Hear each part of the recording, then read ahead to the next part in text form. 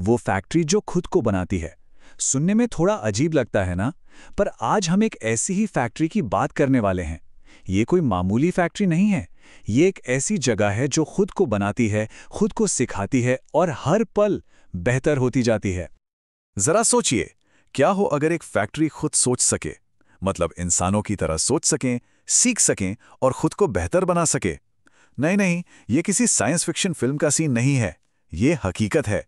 एक ऐसी टेक्नोलॉजी जो आज मैन्युफैक्चरिंग की दुनिया में क्रांति ला रही है। चलिए समझते हैं कि ये सब कैसे हो रहा है। तो इस कहानी का हीरो कौन है? वो है सीमेंस, और उनका एक बहुत बड़ा सपना था, एक ऐसा इकोसिस्टम बनाना जहां फैक्ट्रियां सिर्फ सामान न बनाएं बल्कि इनोवेशन के लिए, एक तरह से कहें तो, एक जीती जागती लैब बन जाएं। तो सवाल ये है कि इस फ्यूचरिस्टिक फैक्ट्री का ब्लूप्रिंट क्या है? आखिर कौन सी टेक्नोलॉजी है जो इसे सोचने समझने की ताकत देती है? चलिए इसके मेन कंपोनेंट्स को देखते हैं। देखिए, इस डिजिटल फैक्ट्री की नींव 5 मेन टेक्नोलॉजीज पर खड़ी है। पहला, सिमैटिक जैसे ऑटोमेशन और कंट्रोल सिस्टम। दूसरा, माइंडस्फीयर जैसा आईओटी प्लेटफॉर्म जो हर चीज को जोड़ता है। तीसरा, डिजिटल ट्विन, मतलब हर चीज का एक वर्चुअल मॉडल। चौथा, एआई और डेटा एनालिटिक्स जो इसे दिमाग देता है। और पांचवां, एडिटिव मैन्युफैक्चरिंग और रोबोटिक्स। ये सब मिलकर ही इसे एक सुपर स्मार्ट सिस्टम बनाते हैं। अब इनमें से जो सबसे दिलचस्प चीज है वो है डिजिटल ट्विन का कॉन्सेप्ट। इसको ऐसे समझिए, मान लीजिए कोई प्रोडक्ट बनना है, तो फैक्ट्री में असली प्रोडक्ट बनाने से पहले कंप्यूटर में उसका एक हूबहू डिजिटल जुड़वां बना लिया जाता है, और फिर उस डिजिटल जुड़वां पर हर तरह के टेस्ट, हर तरह के एक्सपेरिमेंट किए जाते हैं। इससे क्या होता है, असली प्रोडक्शन शुरू होने से पहले ही सारी कमियां दूर हो जाती हैं।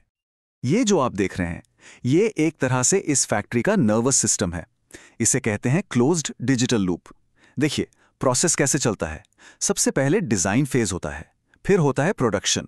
इसके बाद असली दुनिया में वो प्रोडक्ट कैसा परफॉर्म कर रहा है, उसका डेटा आईओटी के जरिए इकट्ठा होता है, और ये सारा डेटा वापस डिजाइन टीम को भेजा जाता है। नतीजा, सुधार, लगातार सुधार। ये एक ऐसा चक्र है जो कभी रुकता नहीं। तो चलिए, बहुत हो गई थ्योरी, अब चलते हैं एक असली जगह पर, जर्मनी का एम्बर्ग प्लांट। ये वो जगह है जहां ये सारा डिजिटल सपना हकीकत में बदल चुका है। इस प्लांट की कॉम्प्लेक्सिटी का अंदाजा लगाइए। एक ही प्लांट, 1200 से ज्यादा तरह के प्रोडक्ट्स, और वो भी 350 अलग अलग वर्जन्स में। इससे पता चलता है कि ये सिस्टम कितना पावरफुल और फ्लेक्सिबल है। तो सवाल ये है कि इतनी कॉम्प्लेक्सिटी के साथ नतीजे कैसे रहे होंगे? यकीन मानिए, हैरान करने वाले।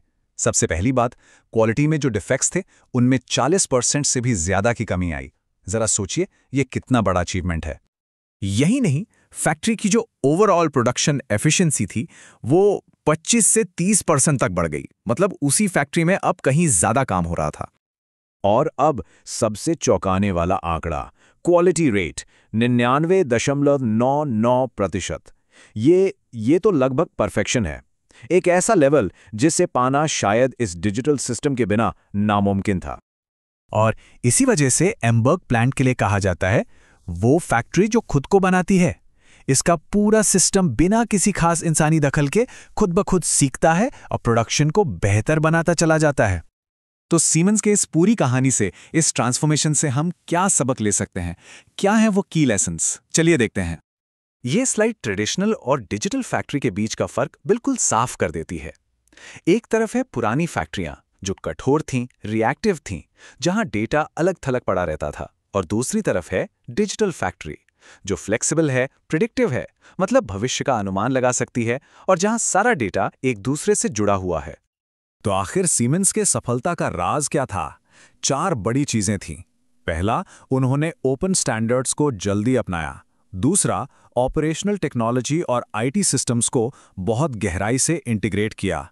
तीसरा, अपने कर्मचारियों को नई स्किल्स सिखाने में बड़ा इन्वेस्टमेंट किया। और चौथा, एक ऐसा कल्चर बनाया जहां सुधार के लिए डेटा का इस्तेमाल होता हो। और इन सब चीजों का जो निचोड़ है, जो सार है, वो एक कॉन्सेप्ट में है जिसे कहते हैं डिजिटल थ्रेड। इसे एक अदृश्य धागे की तरह समझिए जो डिजाइन, प्रोडक्शन और सर्विस सबको एक साथ जोड़ता है। और इसी वजह से वो सुधार वाला चक्र हमेशा चलता रहता है। असली गेम चेंजर यही है।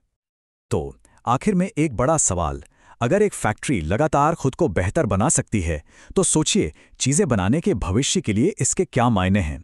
हमारी दुनिया को बनाने, उसे आकार देने की संभावनाएं कितनी ज़्यादा बढ़ जाएंगी।